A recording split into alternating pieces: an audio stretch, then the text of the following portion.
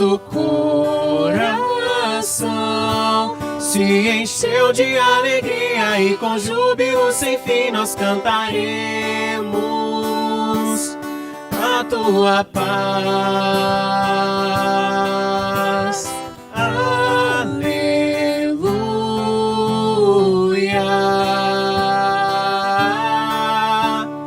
aleluia.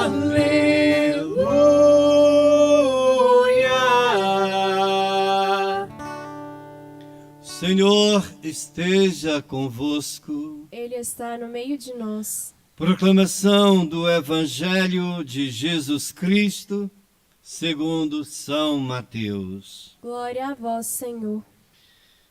Jesus contou outra parábola à multidão. O reino dos céus é como um homem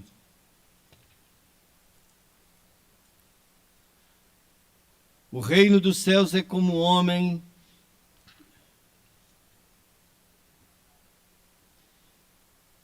que semeou boa semente no seu campo.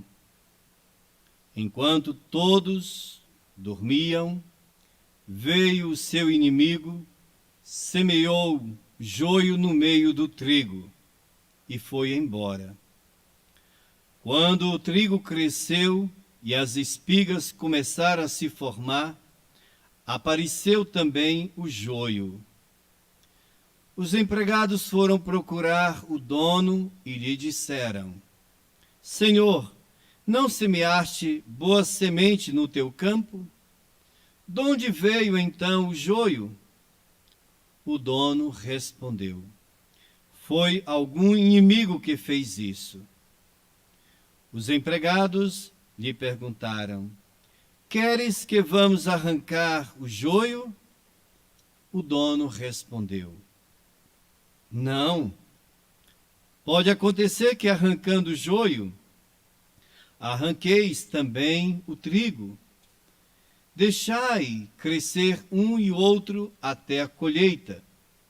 E no tempo da colheita, direi aos que cortam o trigo: Arrancai primeiro o joio e amarrai-o em feixes para ser queimado.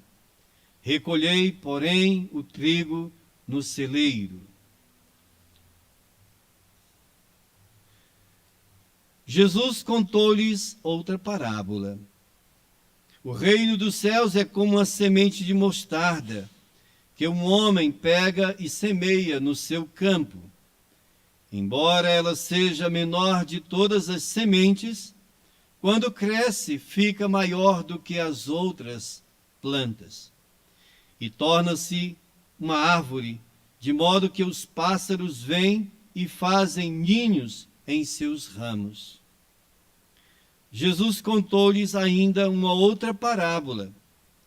O reino dos céus é como o fermento que uma mulher pega e mistura com 3 porções de farinha, até que tudo fique fermentado. Tudo isso Jesus falava em parábolas às multidões.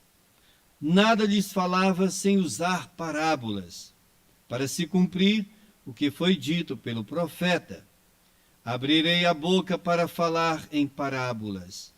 Vou proclamar coisas escondidas desde a criação do mundo. Então Jesus deixou as multidões e foi para casa. Seus discípulos aproximaram-se dele e disseram: Explica-nos a parábola do joio. Jesus respondeu: Aquele que semeia a boa semente é o Filho do homem. O campo é o mundo. A boa semente são os que pertencem ao reino. O joio são os que pertencem ao maligno. O inimigo que semeou o joio é o diabo. A colheita é o fim dos tempos. Os ceifeiros são os anjos. Como o joio é recolhido e queimado ao fogo, assim também acontecerá no fim dos tempos.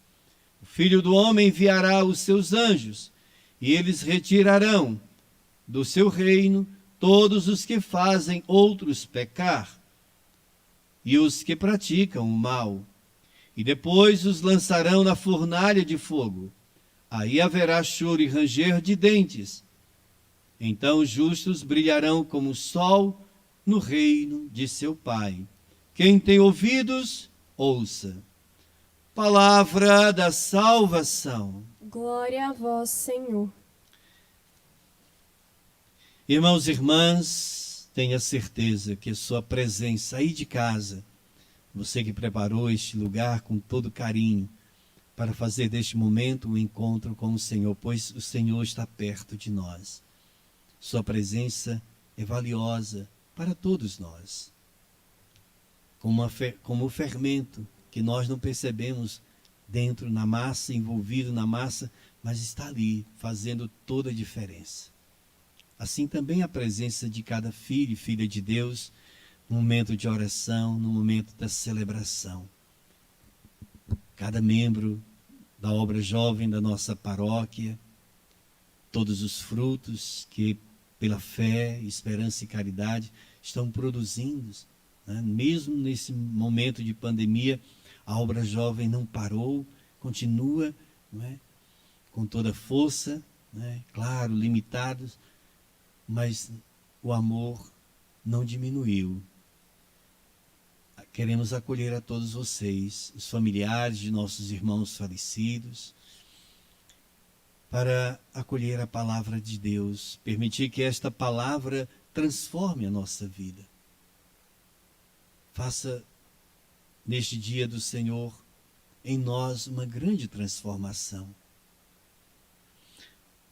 Porque o que o Senhor Jesus falou sobre o trigo e o joio, se na biologia um grão de trigo jamais deixa de ser um grão de trigo, mas na parábola Jesus mostra para nós a realidade espiritual, a realidade humana. É uma parábola. Então essa semente, na verdade, somos nós. Deus nos deu o dom da vida e essa vida que Ele nos concedeu é uma boa semente. Ele nos fez de uma forma maravilhosa. Nós somos ricos de talentos, né? De tantas coisas boas. Ele nos fez assim. No entanto, podemos nos tornar como um joio. Ele não quer, Deus quer que nós perseveremos e possamos produzir muitos frutos. Mas nós muitas vezes perdemos a noção do valor das pequenas coisas, das pequenas atitudes, das palavras, que como um grão de mostarda, quando é semeado em uma terra fértil, torna-se uma árvore a ponto de dar sombra, de servir para os pássaros fazer ninhos. Mas era tão pequena, como tornou-se uma árvore de 3 a 4 metros? Assim também, se nós não prestarmos atenção nas pequenas coisas da nossa vida, do que acontece no nosso dia a dia, podemos deixar de lado a nossa verdadeira essência e passarmos a gostar das coisas erradas, tornando-se joio, estragando a colheita, a terra. Assim também, se nós caímos na tentação de olhar as coisas apenas a partir do espetáculo, do que nós podemos ver e todos veem, podemos deixar passar despercebidamente o fermento. Olhando somente para a farinha de trigo, porque o fermento se perde, mas ele vai fazer a diferença. Torna-se aquela massa saborosa. É o pão, né? O pão sem fermento, como é diferente. E como o fermento, mesmo que seja uma pequena quantidade, ele torna-se a massa algo agradável ao paladar. É preciso olhar com o olhar de Deus para a nossa vida, para o nosso cotidiano, para que a luz da fé, a ação do Espírito Santo, nós possamos identificar as coisas de Deus, a ação de Deus em nossa vida. Porque Ele é todo poderoso. Nós ouvimos na primeira leitura. E tudo Ele manifesta seu poder. Alguns abandonaram a fé porque questionaram como Deus é poderoso e nós estamos enfrentando tantos desafios, esta pandemia, por que que Ele não acaba com isso se Ele é todo poderoso? Por que que Ele não elimina os maus, os que cometem crimes? Onde está Deus Todo-Poderoso diante de tanta maldade, diante de tanto sofrimento? Então Jesus explica, na verdade, o poder de Deus se encontra no amor. A justiça de Deus está fundamentada na sua própria essência, que é o amor. Deus é amor. Trazendo um pouco para a nossa realidade, para nós compreendermos. Quem duvida da força, do poder do amor materno? No entanto, apesar desse amor ser tão forte, por que é que filhos, muitas vezes, trilham por caminhos que a mãe jamais desejaria que seu filho trilhasse? É porque o amor, ele respeita a liberdade. O verdadeiro amor não impõe. Ele deseja, como Deus deseja, o melhor para nós. Deus não quer a nossa morte. Mas Ele confia e espera que nós possamos responder com amor à proposta de Deus.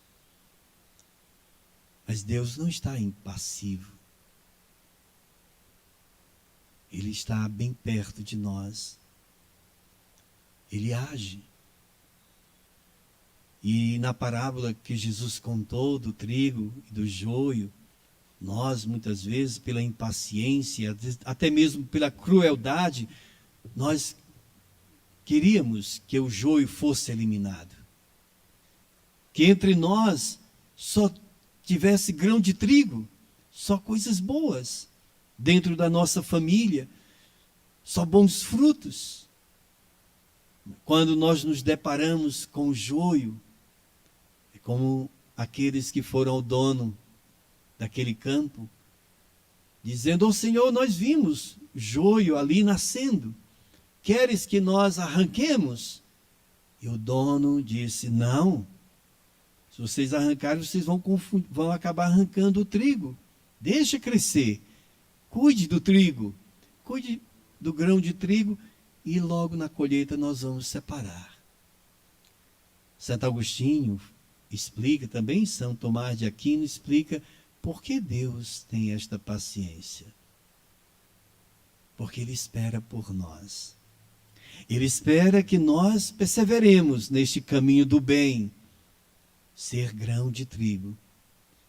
E Ele espera que aqueles que estão vivendo como joio, voltem para Deus, voltem para casa, experimentem a misericórdia de Deus e passe a ser grão de trigo. Como aconteceu com Santo Agostinho.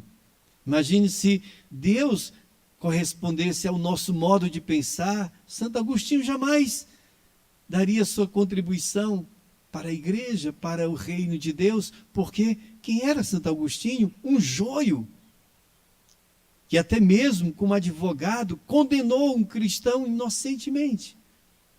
Colocou na cadeia, acusando de crime. E Santa Mônica, chorando, fazendo suas orações com lágrimas, persistente, pedia a Deus a conversão de seu filho, como aconteceu. Mas era joio. E a ação do Espírito Santo tornou este homem, Agostinho, um grande santo, um doutor da igreja. Imaginemos a igreja sem a contribuição deste santo. São Paulo também, que aos seus pés foi apedrejado. Estevão, os cristãos a princípio tinham medo até mesmo de chegar perto de Paulo, de Saulo, como era o seu nome. Mas Deus transformou de joio a um trigo, grão de trigo que deu muitos frutos, que tinha um coração desejo de levar as sementes do Evangelho a todas as partes do mundo. E aí nós podemos enumerar tantos outros santos, que a princípio era joio. Você também pode reconhecer isso na sua vida. Quantos e quantos de nossos irmãos demoraram a reconhecer a força do Evangelho, persistiram no caminho errado, no caminho das drogas, no caminho da maldade, e um dia foram tocados, e hoje estão aqui, bendizendo a Deus, guardando o dia santo, acolhendo a palavra de Deus. Que o Senhor nos conceda, a todos nós, a perseverança. E o que nós pedimos no início da Santa Missa, que nós possamos viver intensamente, cada dia da nossa vida. Quero lembrar das palavras de Dom Henrique, em uma de suas homilias. Ele falando que o único amor verdadeiro para nós cristãos é o amor de Jesus Cristo. Porque é o amor de Jesus, é em Jesus que nós encontramos o amor a Deus, o amor ao próximo. Eis é o verdadeiro amor. Não é qualquer amor que nós podemos abraçar, mas o amor fundamentado em Cristo, que nos leva ao Pai, que nos abre o coração para os nossos irmãos. E o amor verdadeiro, e viver intensamente, é viver este amor hoje, mas não apenas hoje pela caridade, mas pela fé. Olhar nosso passado, a nossa história, a história da nossa igreja e reconhecer tanta riqueza. O passado não pode ser pesado para nós, mas condição de nós reconhecermos que somos grão de trigo. Também quanto ao futuro, para vivermos intensamente a vida, o dom da vida, ser grão de trigo, nós temos que ter esperança.